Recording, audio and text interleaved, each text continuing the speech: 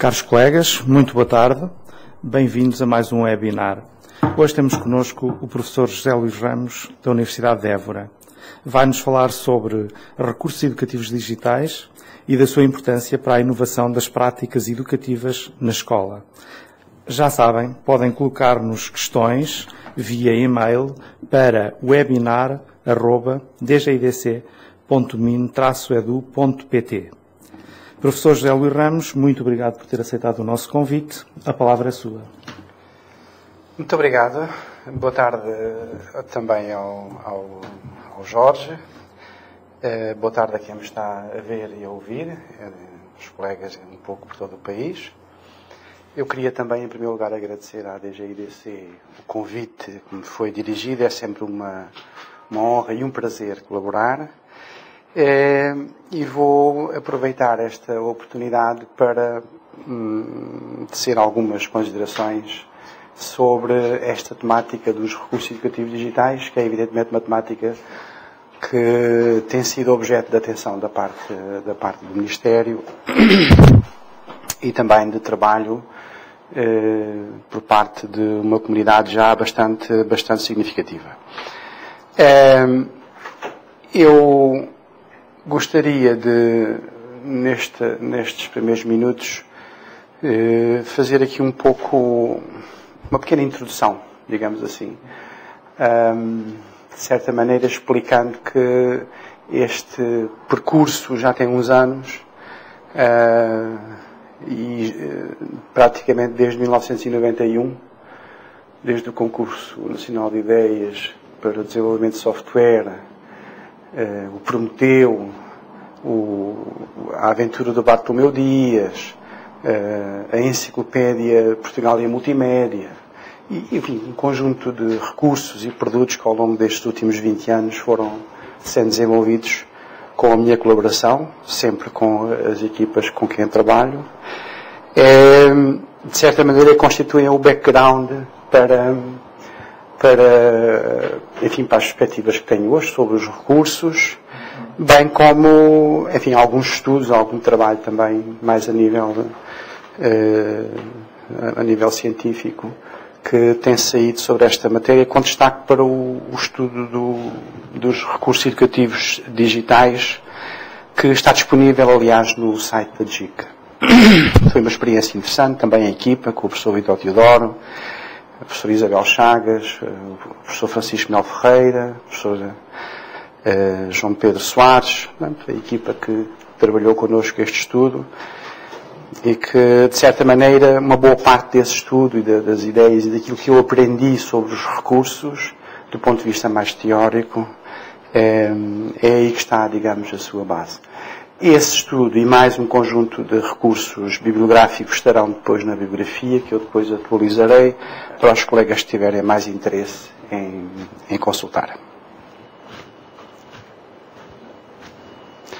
Bem, vou fazer um primeiro overview, pronto, além desta pequena introdução, vou fazer um primeiro overview sobre a minha apresentação. No essencial, eu gostaria de, nestes 40 minutos que temos de trabalho, destacar 3 ideias que considero mais relevantes e, de certa maneira, também organizam a própria intervenção. A primeira ideia é que criar recursos com qualidade é um desafio estimulante. É verdade que é um processo complexo, mas é muito estimulante. Temos hoje condições e ferramentas para fazer recursos e que são, de facto, muito interessantes. Essa é a primeira ideia. Já depois veremos com mais detalhe como é que isto se pode fazer. Uma segunda ideia tem que ver com a avaliação de recursos educativos digitais. É uma atividade bastante rica do ponto de vista do desenvolvimento profissional dos professores e que pode ter incidência muito interessante nas suas práticas pedagógicas. E, nesse sentido, eu tomarei também a avaliação de recursos digitais como um ponto de partida para a inovação pedagógica. A terceira ideia tem que ver já com as questões de organização dos recursos digitais e com a importância que as comunidades de prática, as comunidades de aprendizagem têm na manutenção da vida, digamos, desse repositório de recursos. Estas são, no essencial, as 3 ideias principais. Vejamos agora também o que é um recurso digital. Isto é apenas uma questão terminológica. Um recurso digital é um artefacto acessível em suporte lógico, que tenha uma finalidade educativa intrínseca, que também tenha uma identidade e autonomia relativamente a outros objetos e que satisfaça padrões de qualidades definidos pela comunidade educativa. Este conceito é importante porque ele, ao mesmo tempo, permite incluir coisas que devem ser considerados recursos, mas também põe de fora coisas que não devem ser considerados recursos, não é? A esse propósito, nós também podemos distinguir 2 tipos de recursos educativos digitais. Aqueles que efetivamente são desenhados especificamente para situações de ensino e de aprendizagem, para facilitar a aprendizagem, embora tenhamos que considerar, evidentemente, um outro conjunto de recursos que, não tendo sido desenhados originalmente para esse efeito, não quer dizer que não possam ser utilizados e explorados nas suas diferentes potencialidades. Como dizia há pouco, há aqui vários processos envolvidos, desde logo o processo de criação de recursos, mas também os processos de organização, os processos de utilização e de avaliação.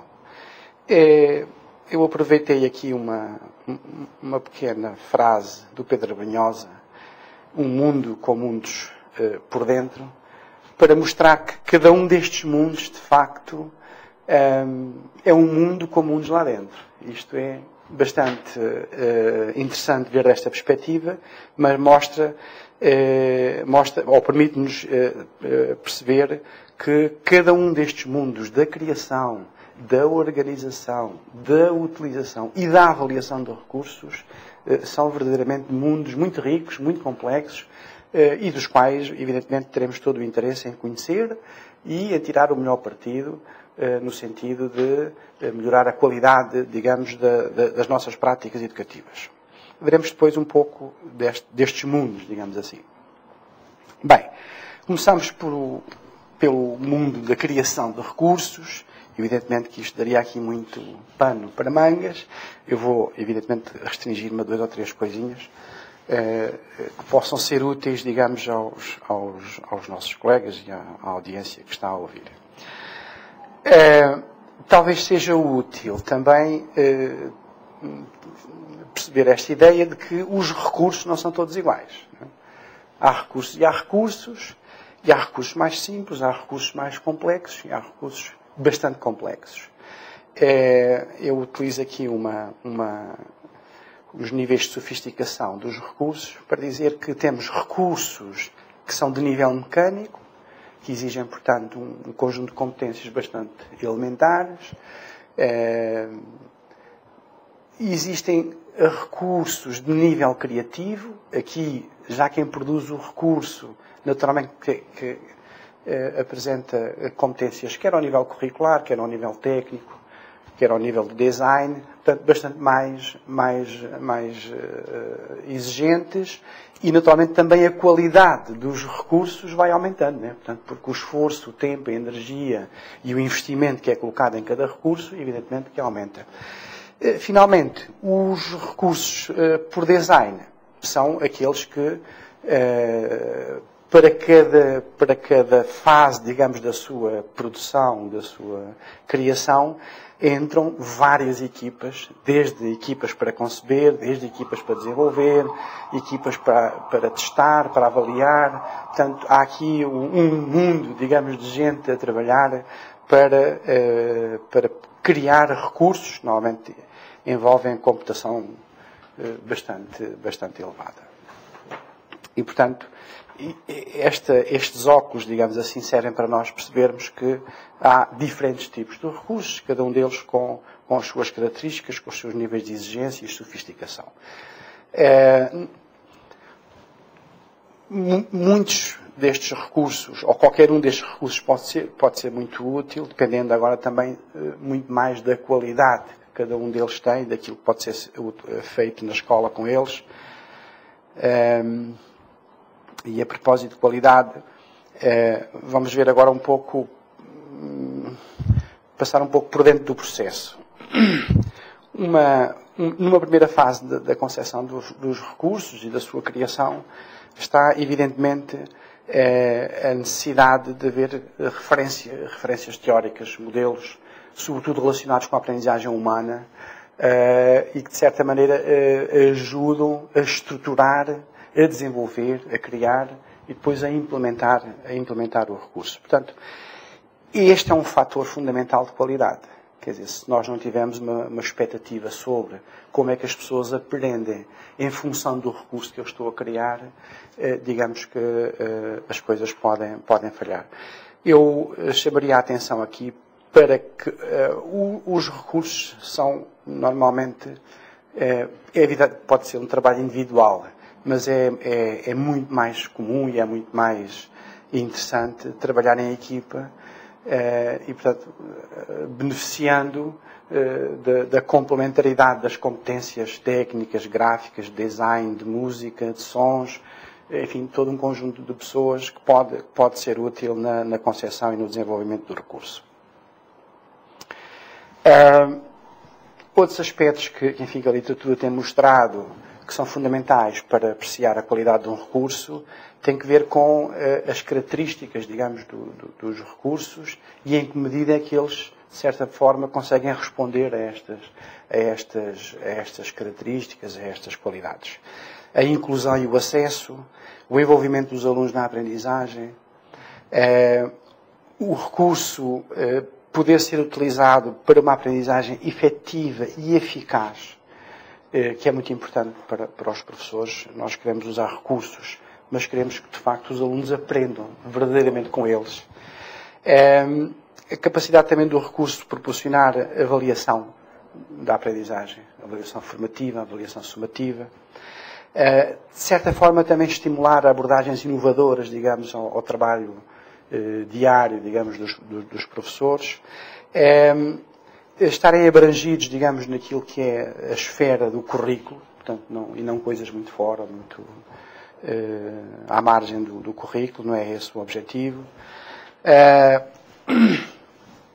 O recurso permitir a emissão de estímulos e de feedback aos alunos sobre o processo de aprendizagem, trabalho colaborativo, percursos, etc. Portanto, há aqui um conjunto de aspectos, isto depois vai ficar disponível, há aqui um conjunto de aspectos que quem cria recursos deverá ter, digamos, em linha de conta.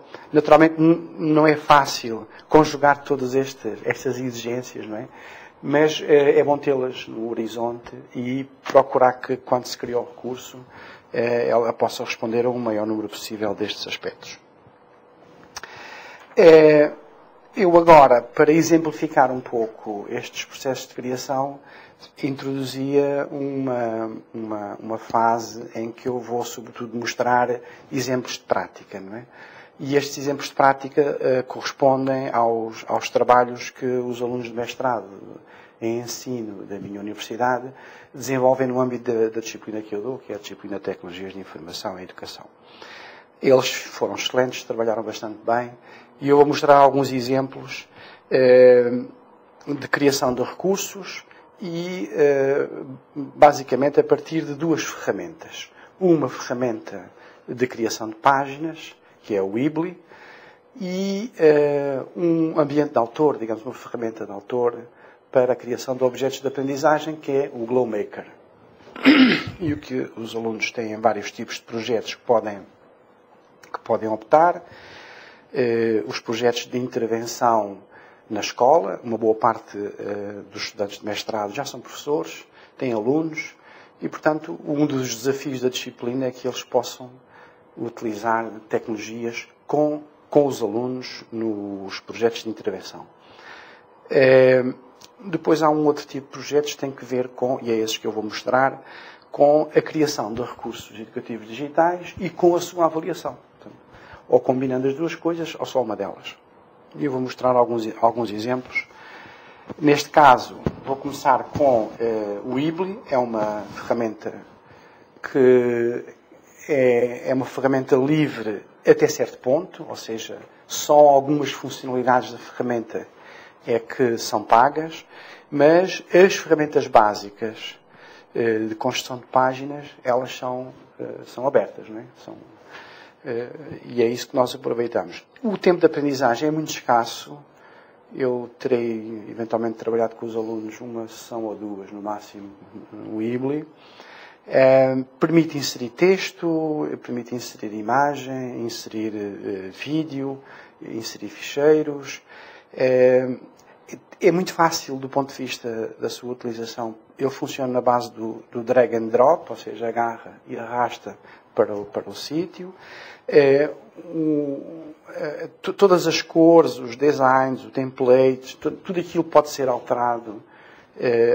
Aliás, a própria ferramenta já tem uma boa base de dados de imagens que estão disponíveis, mas que podem ser, evidentemente, alteradas pelos utilizadores. E, portanto, a criação de menus, portanto, tudo isto, colocar vídeos, por exemplo, desde que se coloquem primeiro no YouTube, depois é fácil colocar aqui. E, portanto, esta é uma ferramenta que muitos dos nossos estudantes e professores utilizaram e vou mostrar alguns trabalhos que considerei interessantes. Muito bons, aliás, do meu ponto de vista. Por exemplo, o do Jorge Simão, o Art Room, que este site eu diria quase um centro de recursos para ele próprio, né? É na área das artes visuais.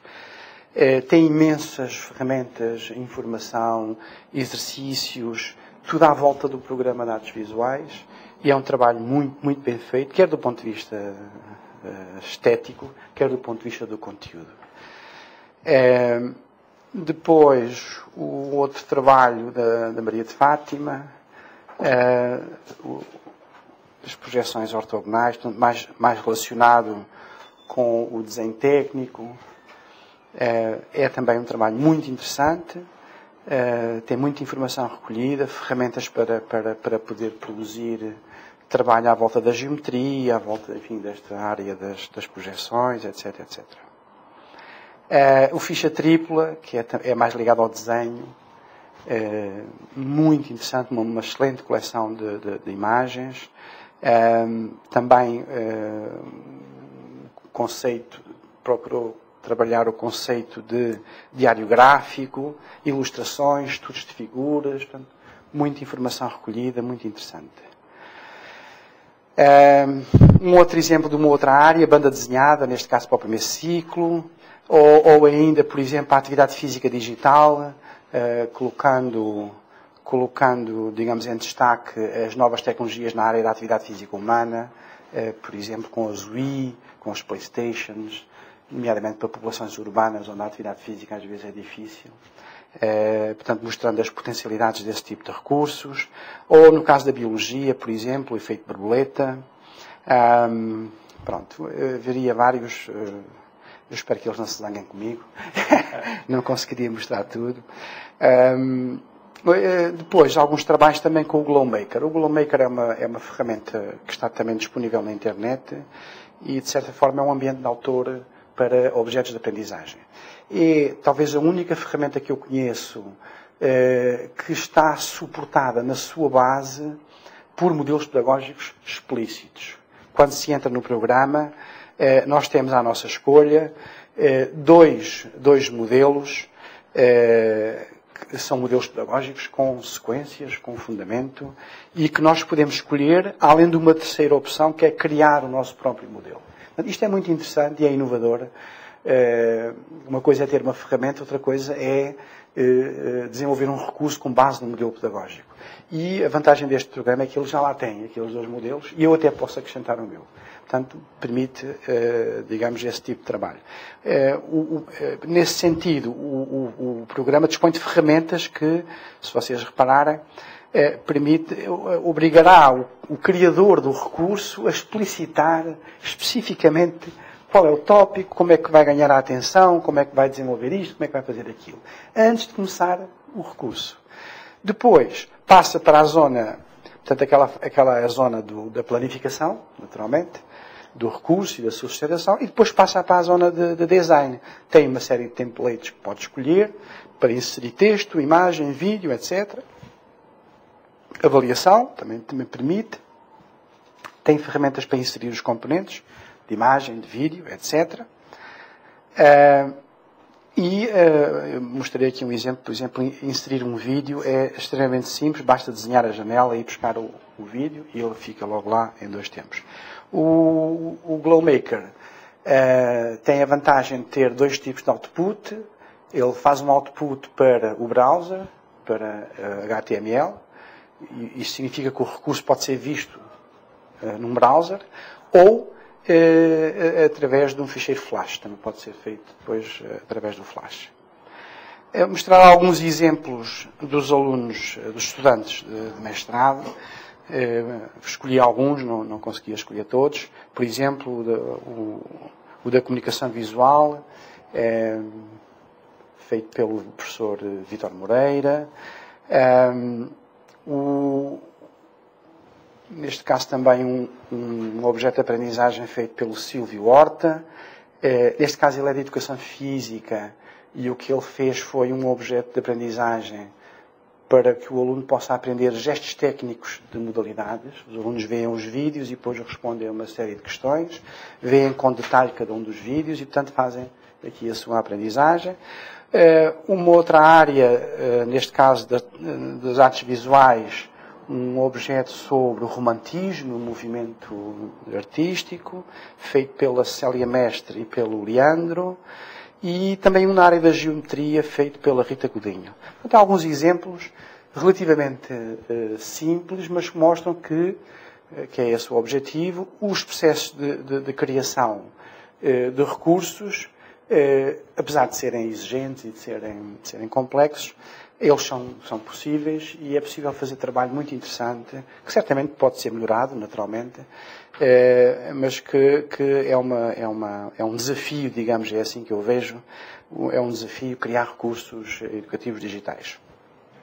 Falamos agora um pouco na questão da organização, para dar conta da questão do portal das escolas, talvez o nosso recurso, o recurso do país mais importante neste setor. Já temos um portal da escola, isso é importante. É uma forma de organizar em repositório uma grande quantidade de recursos que estão dispersos um pouco por todo lado e que vão sendo produzidos. E, nesse sentido, ele reúne ali uma série de recursos que os professores têm à sua disposição para poderem utilizar. Naturalmente que há aqui também ainda muito trabalho a fazer, quer ao nível da divulgação do portal, quer ao nível também, eventualmente, de estimular uma maior participação dos professores neste espaço que é nosso, é de todos os professores, e seria interessante que pudéssemos, digamos, ver o nosso portal crescer, ganhar vida, ganhar dinâmica, e, sobretudo, ganhar comunidade, que é o que acho que é o objetivo, é que o portal seja um ponto de partida para que a comunidade se vá desenvolvendo, se vá crescendo à volta da utilização, da avaliação e da criação de recursos, com benefícios, naturalmente, para os professores, para as escolas e para os alunos. Este é um exemplo do nosso portal e de algumas das funcionalidades disponíveis. Podemos avaliar, podemos pesquisar, podemos guardar e partilhar. Enfim, haverá que pensar também em desenvolver estes aspectos. Bem, finalmente, tenho mais pouco tempo. Talvez apenas referir que a questão da avaliação de recursos digitais, ela começa logo por na seleção dos recursos. procurei inventariar aqui algumas razões porque é que é importante que os professores possam envolver-se em atividades de avaliação e desde logo na formação inicial, como é o caso dos nossos mestrados, mas em geral todos os professores, eles de certa maneira já fazem a avaliação dos recursos logo na sua seleção, não é? Mas depois há mais mundo, digamos, para descobrir e, portanto, todos estes processos de avaliação são bastante, ou poderão ser bastante úteis quer para o desenvolvimento profissional dos professores, quer para ajudar a que os recursos possam, de facto, ser melhor utilizados na sala de aula. Quanto mais nos envolvemos em atividades de avaliação, mais desenvolvemos o nosso sentido crítico, mais capacidade temos de utilizar com flexibilidade os recursos que temos à nossa disposição. E já há bastantes recursos que podemos usar. Por outro lado, para quem cria um recurso, é sempre importante ver o seu recurso avaliado, né? E se for positivo, melhor. Isso, de certa forma, corresponde a um reconhecimento social de que o seu trabalho é válido, foi apreciado, ou, por outro lado, para além de ser apreciado, ainda pode ser melhorado. Se eu tiver um feedback de, isto poderia ter sido feito desta maneira ou da outra, ou pode-se desenvolver neste sentido ou no outro. Finalmente, para terminar, eu referia apenas que uma ideia também relativamente simples, que é um recurso pode ser usado de uma grande variedade de formas, não é? E eu coloco aqui os tipos de interação que são da autoria de uma autora inglesa, Diane Laurillard, o modelo de conversação. Ela diz que um recurso, o mesmo recurso pode ser usado no contexto educativo de modo narrativo. Ela está a dar um exemplo do PowerPoint. De modo narrativo, no sentido em que aquilo é feito à apresentação e é narrado, digamos, o seu conteúdo. Pode ser feito num modo comunicativo, no sentido em que o conteúdo que está no PowerPoint é utilizado para uma discussão, para conversação entre o professor e os alunos. Pode ser usado de modo interativo, pode ser usado de modo adaptativo e até produtivo se, no final das contas, é o aluno que vai fazer uma coisa nova completamente a partir daquela apresentação. Portanto, o mesmo recurso tem estas valências de utilização e isso é muito interessante porque não há só uma maneira de cozinhar o bacalhau. Há muitas maneiras e nem por isso ele deixará de ser menos saboroso por esse motivo. Isto, de certa forma, eu vejo um pouco desta maneira. Isto é muito inspirador no sentido em que dará ao professor, digamos, a quem está no terreno com os alunos, a possibilidade de pegar num recurso e de utilizar de acordo com a sua perspectiva de aprendizagem, daquilo que ele considera ser o mais útil e o mais eficaz para a aprendizagem dos alunos. E as coisas não são boas, não são más, não são pretas nem são brancas, elas são muito e coloridas e serão muito aquilo que nós quisermos fazermos delas.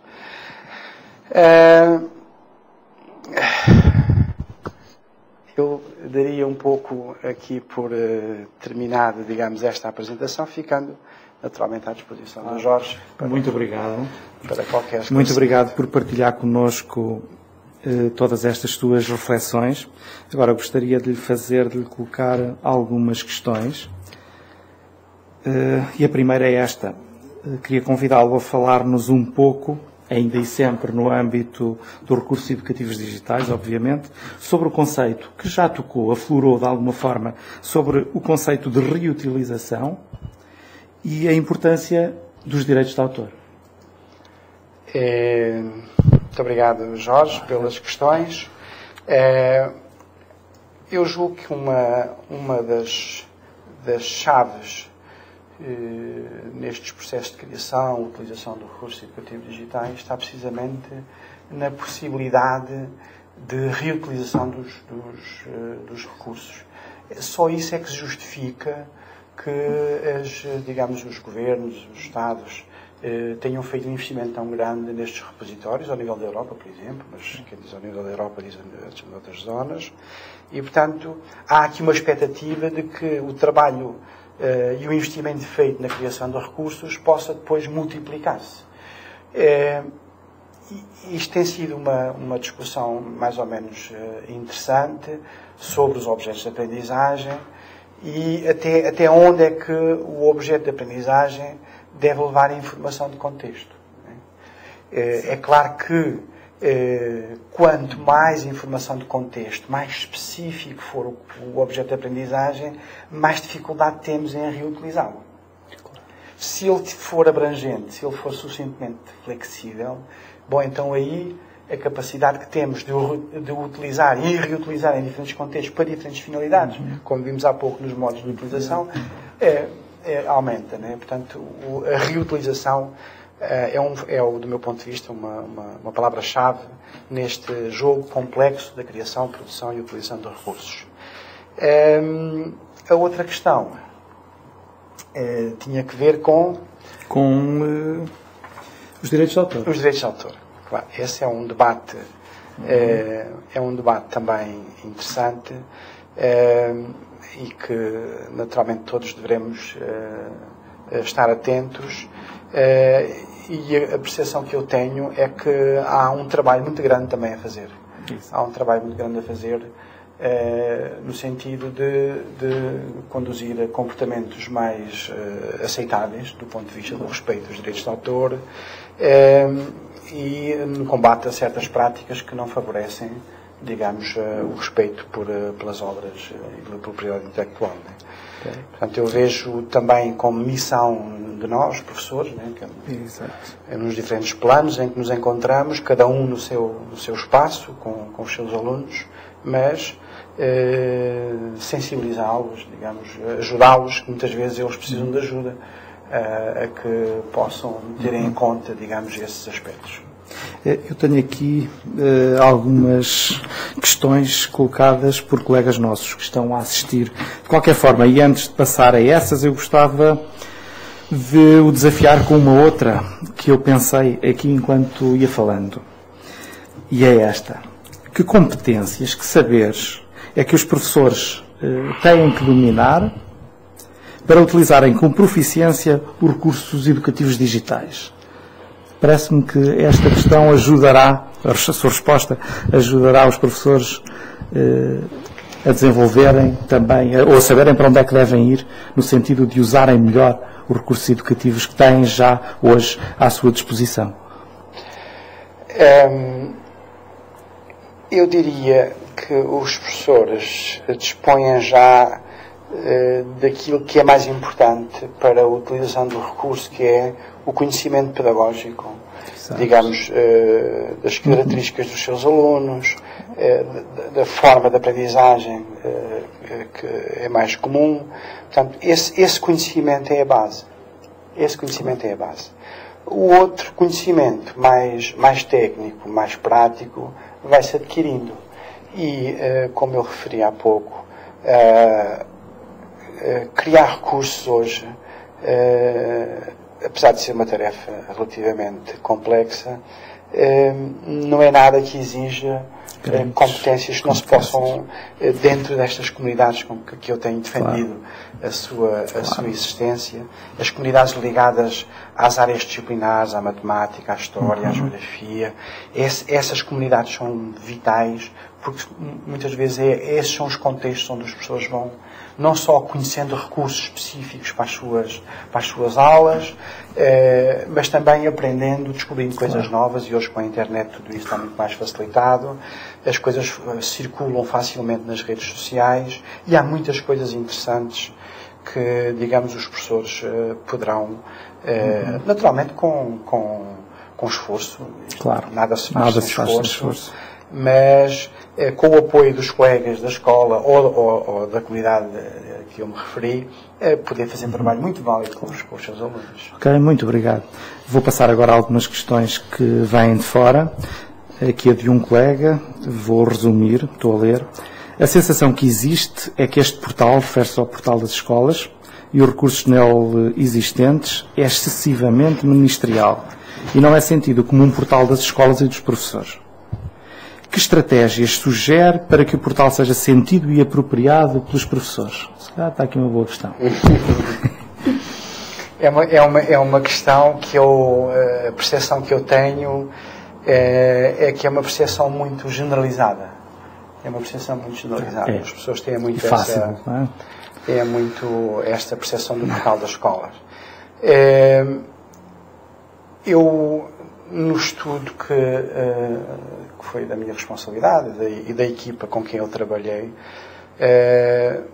nós tínhamos apresentado algumas ideias, algumas sugestões para desenvolvimento do portal da escola, e acredito que mais tarde ou mais cedo o portal possa desenvolver-se e crescer nesse sentido. E apenas para referir uma das ideias, era que o portal conseguisse envolver na criação de recursos e na sua avaliação as associações científicas e profissionais que estão espalhadas ao longo do país, que fazem trabalho válido em vários planos, digamos, do sistema educativo, e eu não vejo nenhuma razão para que não o pudessem fazer. Provavelmente algumas já o farão, ao nível dos recursos educativos digitais. Portanto, trazer essas comunidades de professores, trazer essas comunidades de prática e de aprendizagem para dentro do portal da escola era uma das sugestões que nós tínhamos feito na altura. Acredito que aquilo que temos já é importante, mas acredito que é possível crescer. As minhas palavras há pouco eram muito neste sentido. É possível continuar a trabalhar e a aprofundar o portal da escola e a fazer com que os professores e as escolas sintam o portal como deles. É claro que nesta fase eu concordo com o professor que colocou a questão que estamos ainda longe dessa situação.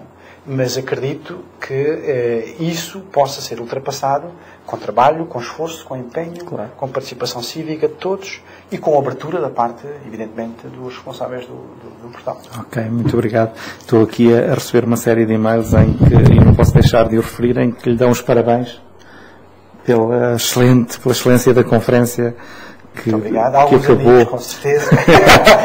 não sei, eu agradeço, independentemente disso. Mais uma questão. O professor José Luís Ramos referiu as várias valências necessárias para a construção de recursos educativos de qualidade. Poderão os alunos ser também elementos ativos, não só enquanto consumidores de recursos educativos, mas também participando nas equipas que os concebem? Eu acredito que sim. Acredito que sim, naturalmente, sob certas condições, não é? Em qualquer dos casos.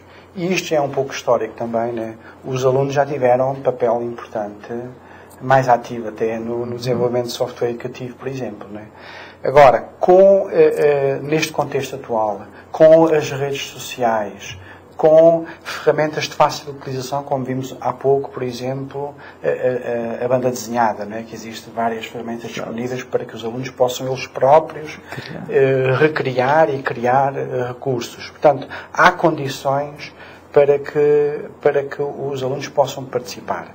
De qualquer modo, são planos diferenciados. Aí temos o aluno também como autor dos seus recursos, e esse é um processo muito valorizado e é um processo muito importante no seu desenvolvimento e na sua aprendizagem. Mas também temos que ter outros tipos de recursos, como falámos há bocadinho, de nível criativo, de nível design, e uma coisa não exclui a outra. E, portanto, o espaço é tão grande, as necessidades são tão grandes que precisamos de todos. Dos bons recursos altamente profissionais, altamente com potencialidades de facto que só o meio profissional e o meio da indústria conseguem desenvolver, isso é fundamental, mas depois há os outros tipos de recursos e todos eles fazem parte, digamos, deste panorama. E, portanto, eu acredito e concordo que os alunos, devidamente acompanhados, possam também ser parceiros importantes nesta Ok. Mais uma agora de uma colega, que eu vou resumir. O portal das escolas do Ministério, mais uma vez o portal, tem sido pouco divulgado do ponto de vista dela. Há muitos professores a comprarem, entre aspas, acessos a serviços comerciais que, do meu ponto de vista, replicam online o manual escolar. Que solução para termos redes de qualidade ao dispor dos professores? É um pouco... Penso que já respondemos. Eu concordo em parte. A questão do mercado, digamos, de recursos educativos digitais é um mercado em expansão, é um mercado interessante, e eu julgo que isso é legítimo, faz parte, digamos, do nosso sistema social e económico que claro, as indústrias e as empresas produzem e vendem, é para isso que elas existem, evidentemente. Eu julgo que, por aquilo que eu conheço, é verdade que, em alguns casos, são réplicas dos manuais, mas também é verdade que já existem recursos muito interessantes com a utilização de vídeo, com a utilização audiovisual ou de simulações dentro desses recursos. Portanto, é claro, a questão dos manuais é uma questão que, enfim, não é fácil discutir neste contexto, mas eu lembrava, por exemplo, um dos projetos que está em marcha, que está na internet, é a criação do manual Web 2, né? Em que os utilizadores também podem aparecer. É um projeto que eu tento acompanhar com interesse e gostava de ver como é que isso se desenvolve. Gostava de ver como é que se desenvolve um manual que fosse construído pelos professores, que fosse partilhado pelos professores. Gostava de ver como é que esse conceito se desenvolve e esse modelo de negócio, porque quem está na base desse trabalho é uma empresa também, portanto, e as empresas têm como objetivo o lucro. A última parte da questão grátis, referenciava que o colega tinha colocado. Que solução para termos redes de qualidade ao dispor dos professores? Pronto. Aí eu acho que o que seria, do meu ponto de vista, razoável, seria, por um lado, que é, aliás, o objeto também de alguma reflexão no estudo, por um lado, o Estado promovesse a indústria de conteúdos educativos, e isso é importante. Nós temos sofrido um pouco dessa falta de empresas que produzam. Isso é um facto. Comparando o nosso mercado com outros, não tem nada a ver. E era importante que esse setor fosse dinamizado. Mas não coloquemos todos os ovos no mesmo cesto e pudéssemos, ao mesmo tempo, com os nossos recursos financeiros, investir, digamos, na produção de recursos por parte, que era também uma das nossas ideias, por parte de núcleos de produção associados às associações profissionais e científicas. Portanto, do nosso ponto de vista, essa era mais uma das fontes onde poderiam, digamos, ser produzidos e depois partilhados os recursos que o Estado suportasse o desenvolvimento. Por outro lado, uma outra ideia que também está no estudo tem a ver com aproveitar as capacidades instaladas em muitas escolas, por professoras, grupos variados, informais. Na altura nós sugeríamos, aliás inspirados noutra ideia que vimos, creio que num repositório dinamarquês, que o portal da escola disponibilizasse ferramentas para a criação de recursos. Isto é, ao disponibilizar ferramentas online para a criação de recursos, esta que eu falei há pouco, o GlowMaker, por exemplo, poderia ser uma hipótese, mas há outras, isso também facilitaria, digamos, a criação de recursos por parte da comunidade dos professores. Incentivava. Exatamente. E, portanto, o que eu julgo é que teria que haver uma estratégia orientada para este setor. Os recursos educativos digitais são hoje um elemento fundamental nas nossas práticas educativas, no sentido em que eles não vão, obviamente, resolver os problemas educativos, não é esse, digamos, o aspecto fundamental, mas eles podem ser elementos muito valiosos no sentido de melhorarmos a qualidade do nosso trabalho e da inovação educativa. E, portanto, eu julgo que o ideal será ter uma estratégia abrangente que envolva os diferentes atores, as empresas, naturalmente, mas também as escolas e os professores. E as associações profissionais, como eu referi há bocadinho. Exato. Muito obrigado.